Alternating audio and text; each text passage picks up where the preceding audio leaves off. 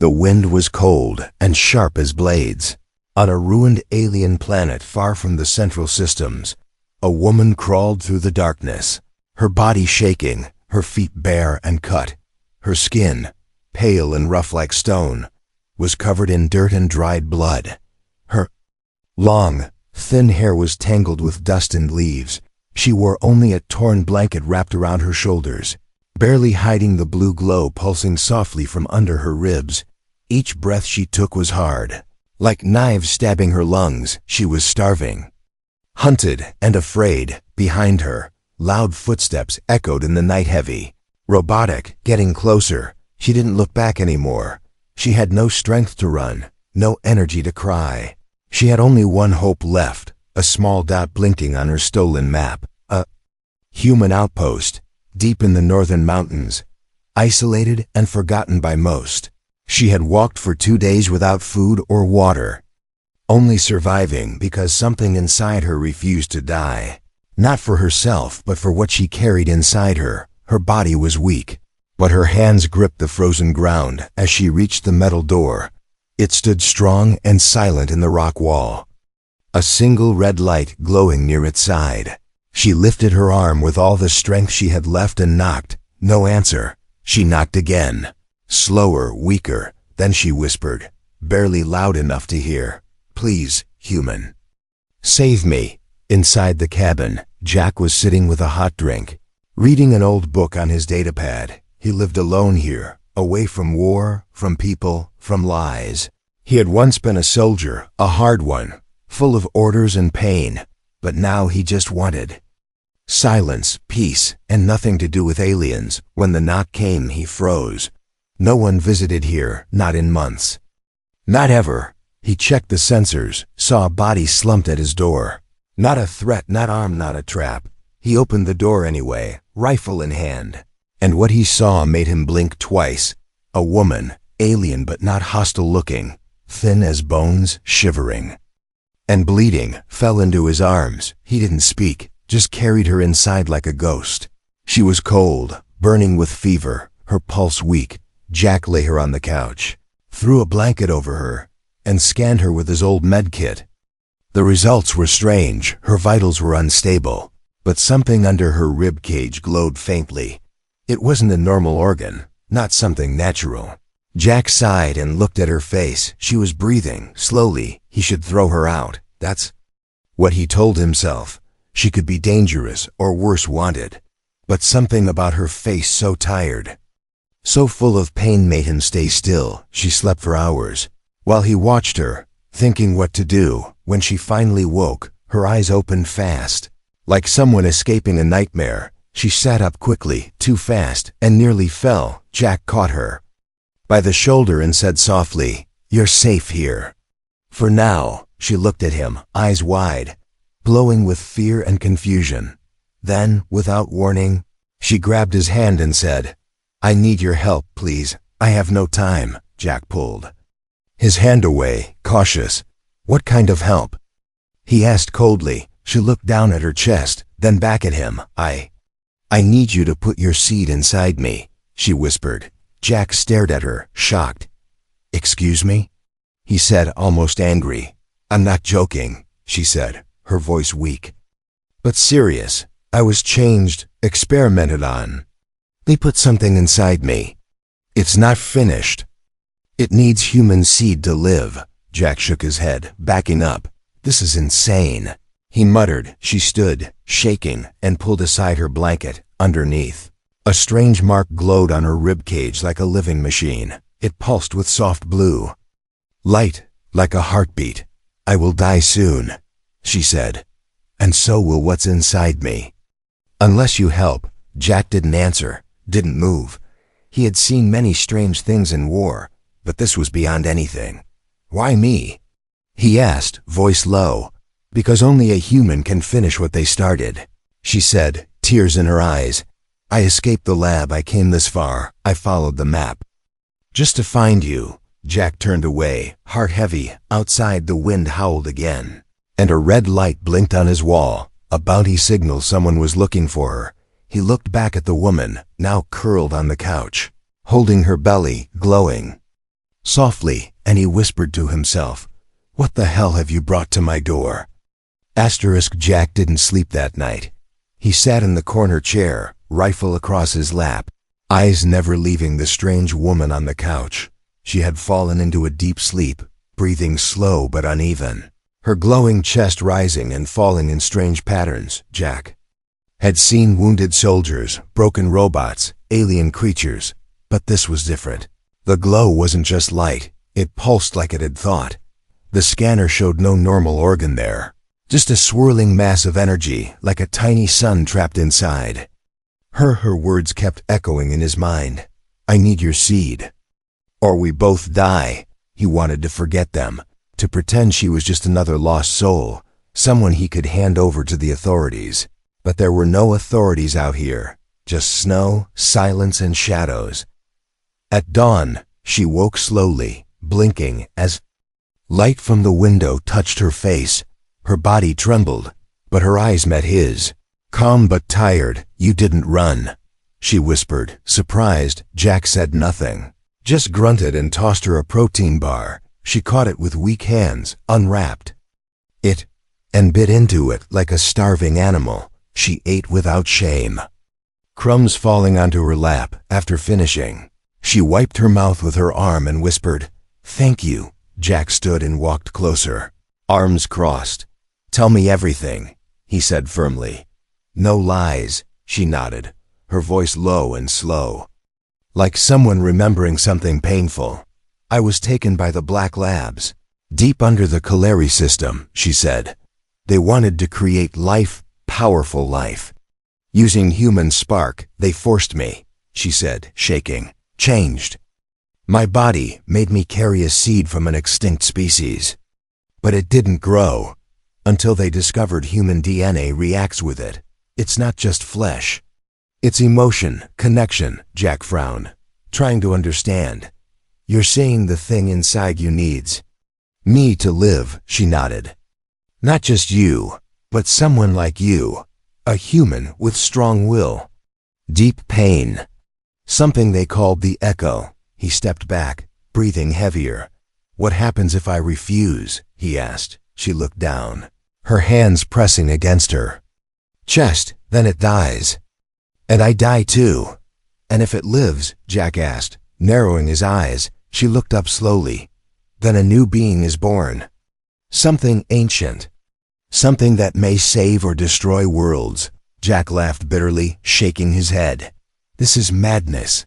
But then the red light blinked again, a second bounty pin closer this time. He walked to the console and checked the data. 2 life forms heading their way. Cloaked, armed, fast. Jack cursed under his breath. "You led them here," he growled. She stood up, swaying from weakness. "No. They were always watching," she whispered. "They want to kill it before it grows." Jack grabbed his rifle, checked the charge, then looked at her. "Can you walk?" he asked. She nodded slowly. "Then we run."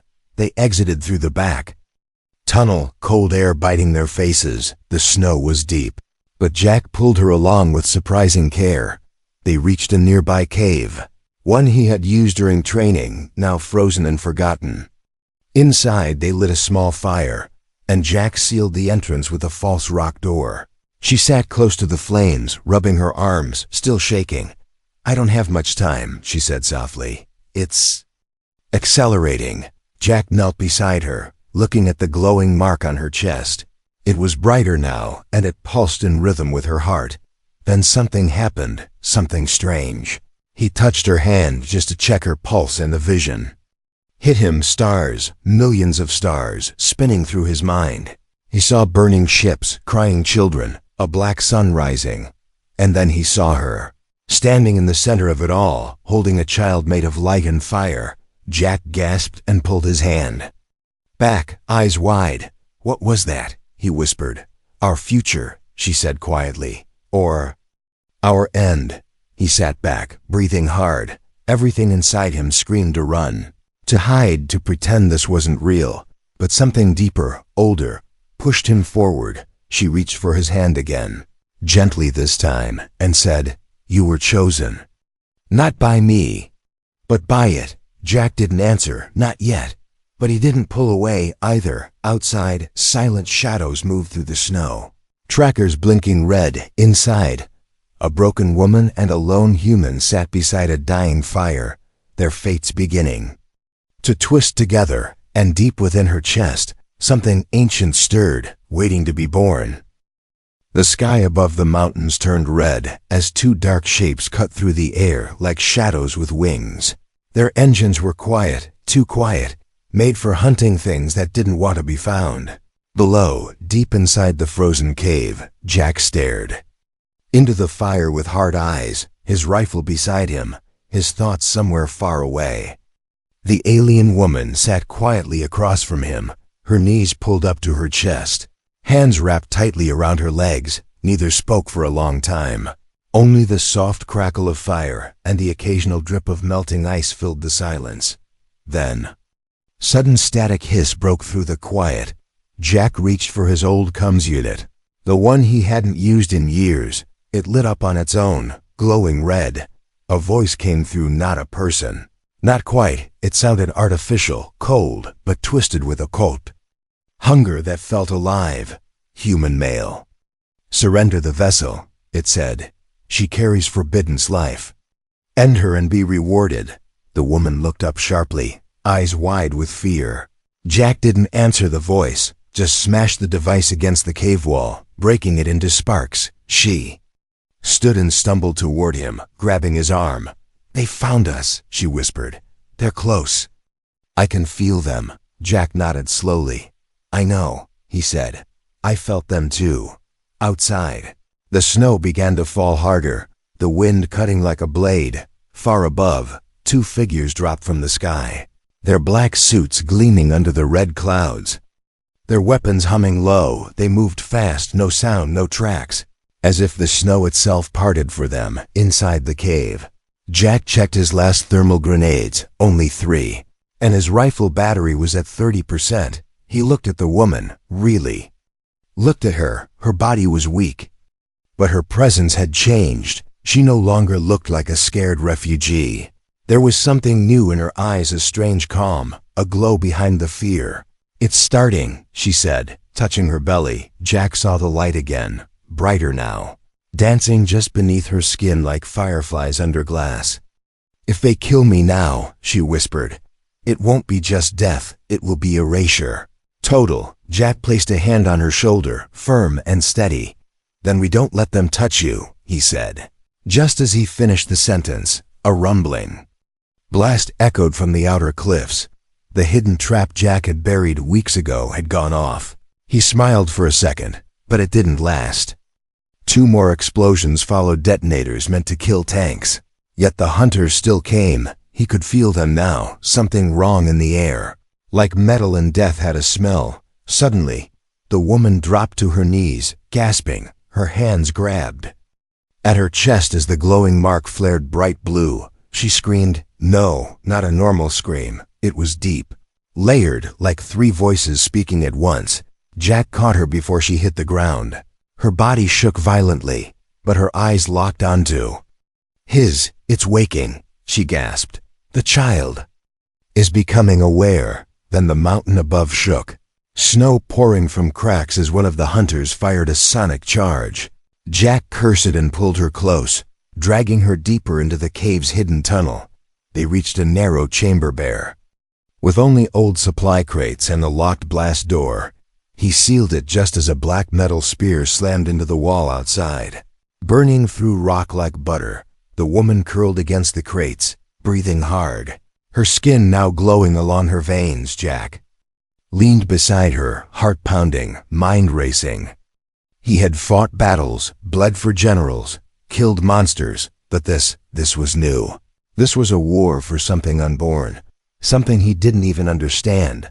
She touched his arm gently, eyes soft despite the chaos. "I was supposed to be just a shell," she whispered. "But now I feel."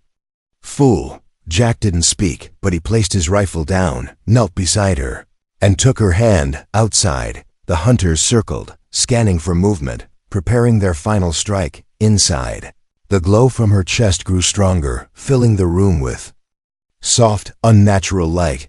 Jack stared into it and saw flashes, visions of a child standing on a field of stars. Speaking both human and alien tongues, he felt a strange warmth rise in his chest. Not just fear, not just duty, but something deeper, something he hadn't felt in years, hope. And as the mountain groaned from the pressure above, Jack finally whispered, "If this child really matters, I'll protect it, even if it kills me." The woman smiled, her eyes shimmering. "Then you are no longer just a man," she said. "You're the shield of the future." The wall behind them cracked as the first hunter broke through. Jack stood, rifle in hand, eyes full of fire. And the last thing the hunter saw was a human standing between death and life, ready to fight, ready to die, but not ready to let go. Not now, not ever. Asterisk, the blast door exploded inward. Flames and dust filled the narrow cave chamber. The first hunter stepped through the smoke, its armor black like night, eyes glowing with red rings that spun like blades. It didn't speak, didn't hesitate. Its scanner locked onto the glowing shape behind the crater. The alien woman, the vessel. Jack didn't give it time to move again. He pulled the trigger and fired a charged plasma shot straight into the hunter's face. The energy bolt cracked its visor but didn't drop it. The hunter raised its arm to retaliate, launching a hook toward Jack. Jack rolled to the side, barely dodging, then threw a thermal grenade at its feet. The blast lit up the cave, and the force threw the hunter backward through the broken entrance. Jack ran forward, kicked the door controls, and sealed the chamber again, now even more damaged. The walls trembled, but held. He turned quickly to check on the woman. She was on her knees now, gasping, holding her stomach, her face pale, her body glowing like a fire trapped inside skin.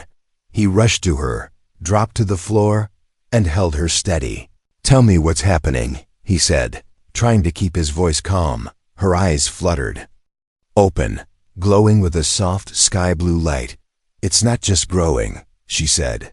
"It's speaking to me." Jack stared at her belly, where the glowing pattern had shifted, forming shapes, lines, even symbols. He didn't understand them, but something deep in him responded, like old music he forgot he knew. She leaned into him, her head resting against his chest. "I feel it changing my body, stretching it, making it ready," she whispered. "But I'm not strong enough alone." Jack held her tighter, even as fear crept into his mind. "What do you mean?" he asked. She looked up, her cheeks flushing despite the cold. "It needs connection," she said softly.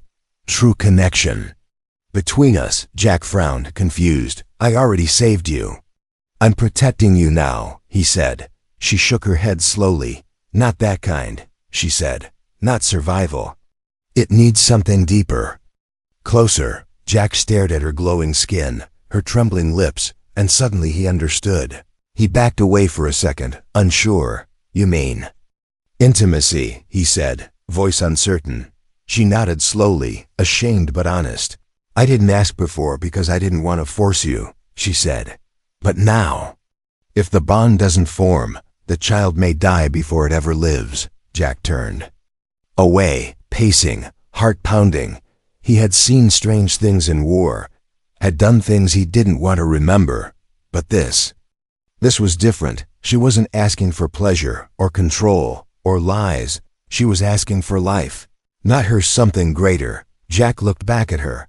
She wasn't seductive, not even trying to be. She was scared, vulnerable, and yet glowing with something pure. He walked toward her again, slowly, gently. "Are you sure?" he asked, voice soft like falling snow. She nodded, a single tear running down her cheek. Jack knelt beside her, took her hand, and pressed his forehead against hers.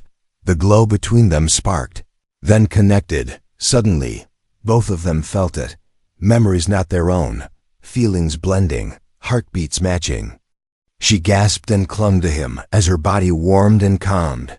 Inside her the light grew brighter, not painful anymore, but peaceful, like a sunrise.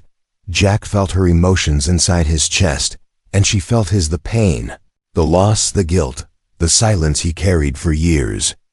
And still, she accepted it. Their bodies moved closer, not rushed, not desperate, but necessary. As they bonded, the light within her expanded and pulsed with quiet strength. And then, as if the universe paused to witness it, a sound came, a soft heartbeat that didn't belong to either of them, but both of them felt it. A third presence, small but steady. She smiled, crying silently. "He's alive," she whispered. "He's real now." Jack smiled too, breathless. But then his smile faded. His sensors buzzed again. 2 more hunters were breaching the upper rocks.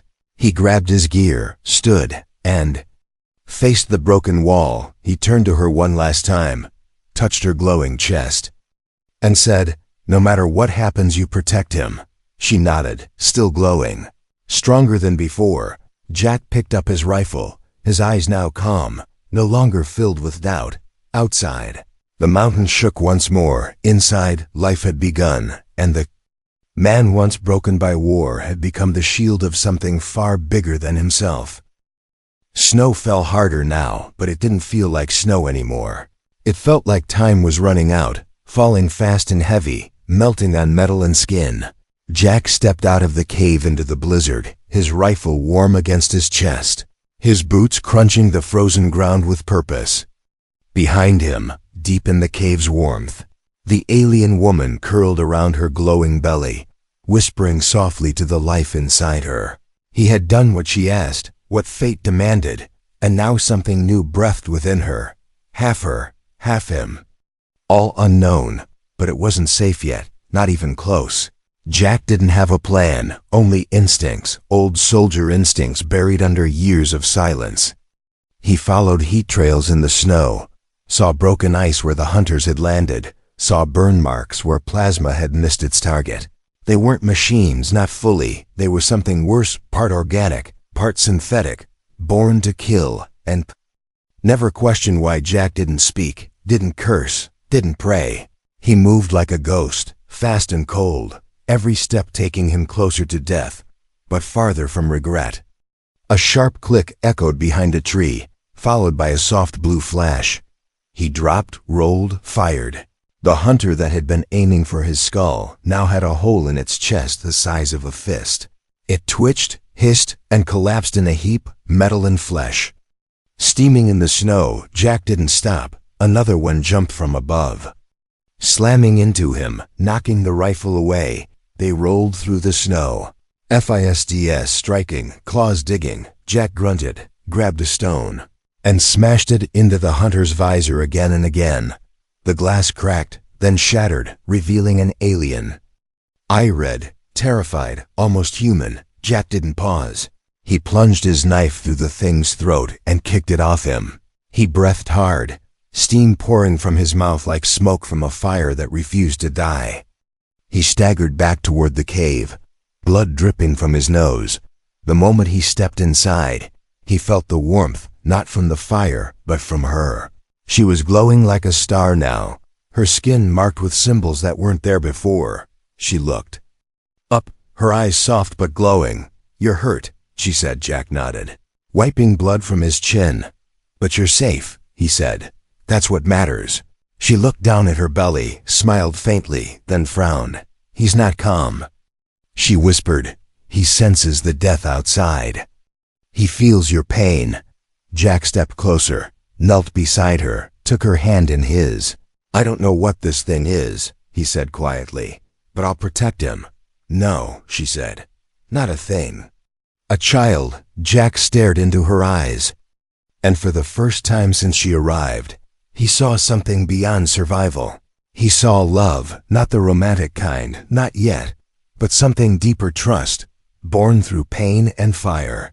She leaned her forehead against his, her voice shaking. "I never thought I'd matter to anyone," she said. "I was just a carrier, a shell.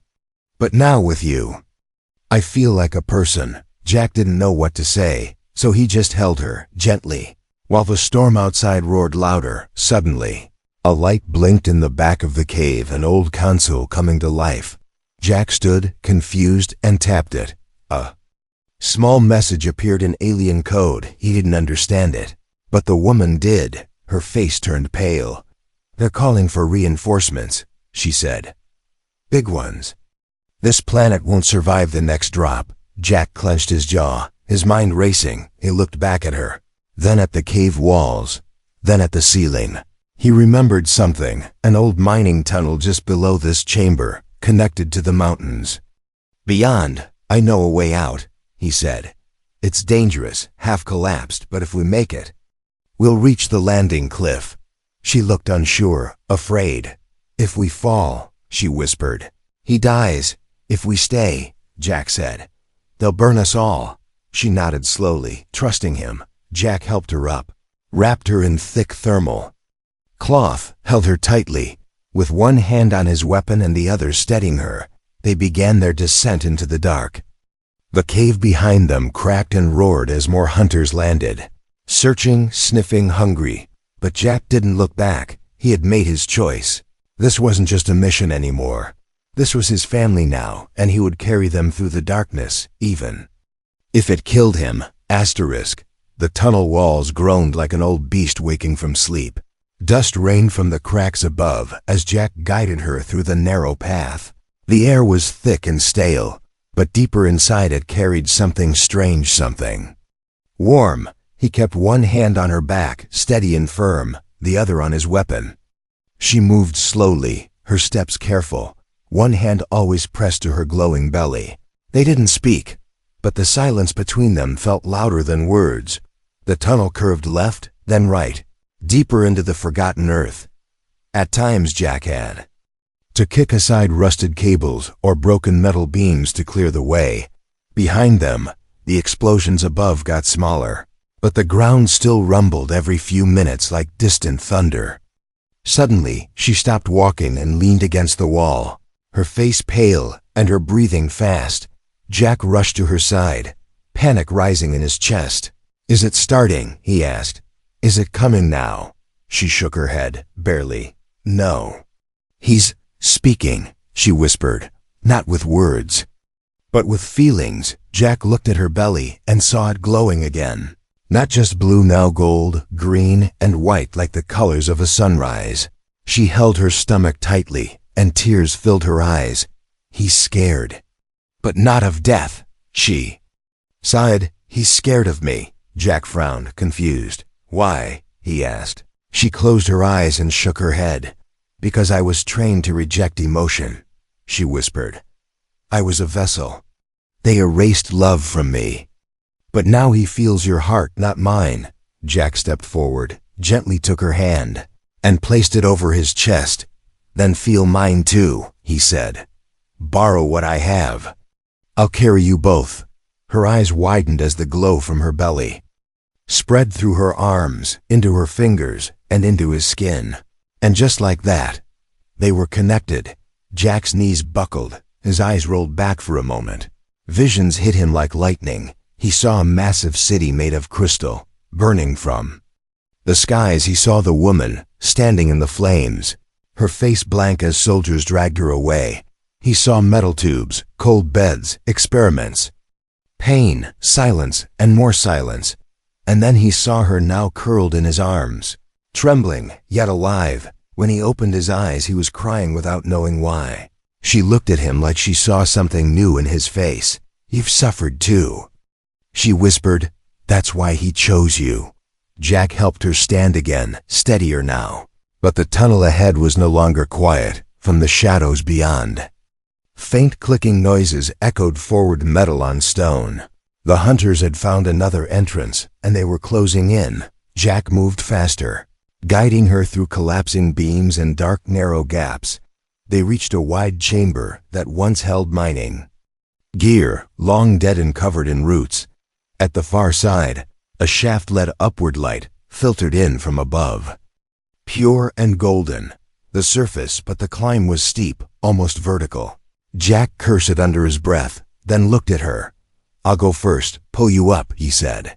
She didn't argue, just nodded and leaned against the rock wall, breathing through the pain. Jack climbed fast, throwing down a rope from his pack, tying it to a hook in the stone.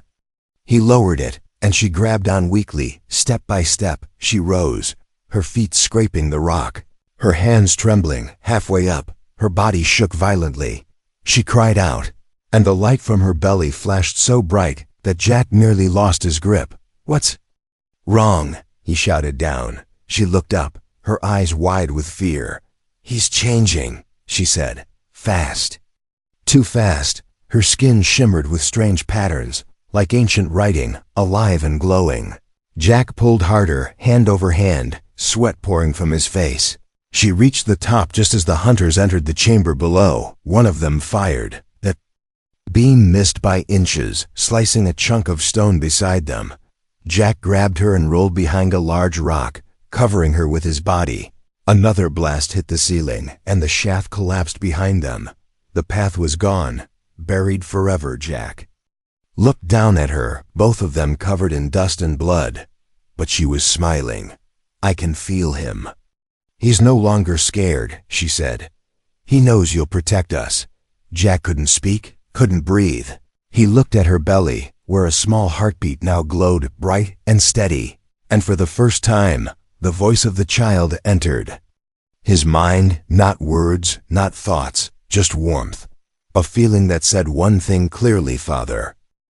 The sky above the mountain cracked open like a wounded beast. A massive ship hovered in the clouds, dark and silent, casting a shadow over the entire ridge. Below it, the ground trembled as the hunters closed in. Now more than just 2 or 3, there were dozens. They moved like insects, climbing over ice and rock, faces hidden behind black metal, each one armed. Each one programmed to do one thing: terminate the vessel and erase what grew inside her. Jack held the alien woman close as they climbed the last slope, the wind tearing at their clothes. Her legs were barely working now, and every few steps she stumbled, but her eyes were clear. Her voice steady. "He's coming," she whispered.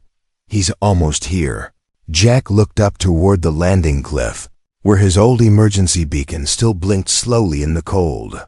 He had sent the signal earlier, knowing it was a long shot, but someone had answered. A small ship shimmered in the distance, breaking through the clouds like a falling star. It was human-made, fast, low-tech, but fast enough. Jack pulled her forward as explosions echoed behind them. The hunters had reached the ridge, firing blindly, burning the trees and rocks in their path. One shot hit near Jack's feet, blasting snow into the air. He didn't stop, didn't slow down. He lifted her in his arms.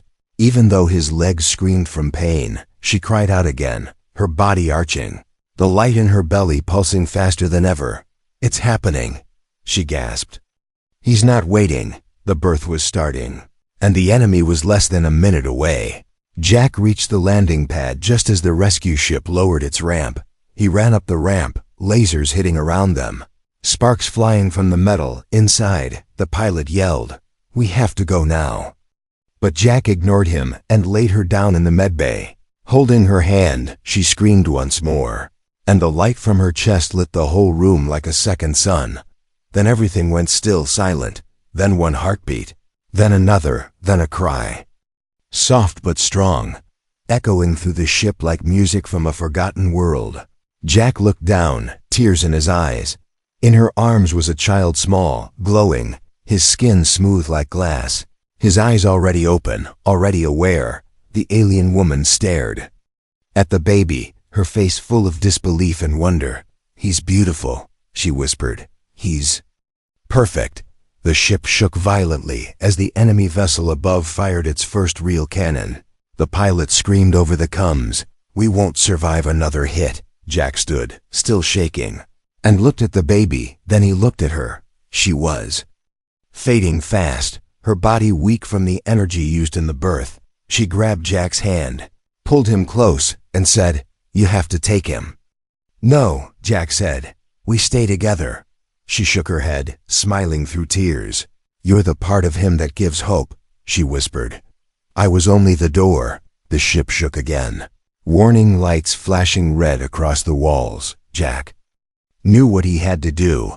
He took the child gently into his arms, wrapping him in soft cloth. Then he turned to her one last time, leaned down, and kissed her forehead. "Thank you," he whispered. She smiled with her last breath. eyes glowing faintly. Then her light faded. The pilot screamed. Final jump in 5 seconds. Jack sat down, holding the child against his chest, outside. Fire rained from the sky, but inside the ship, there was silence, warmth, and a new heartbeat. The jump drive activated, and the stars stretched like rivers of light. They were gone, far away, safer now, in the quiet of space. The child opened his eyes again. He looked up at Jack and reached out with one tiny glowing hand. And for the first time, he spoke not with a voice, but with a feeling so strong Jack almost fell to his knees. The child was thanking him, calling him, not soldier, not protector, not hero, but something far more powerful, father. And Jack, once a broken man hiding from the world, held the future in his arms and whispered back, "I've got you."